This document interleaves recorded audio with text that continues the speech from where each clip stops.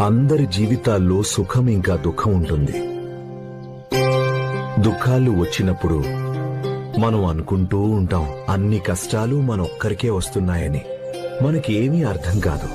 కాని ఎప్పుడైతే మనిషి సంతోషంగా ఉంటాడో మనం అది ఆలోచించం, నాకెందుకు ఇంత సంతోషం లభించిందని ఆలోచిస్తామా?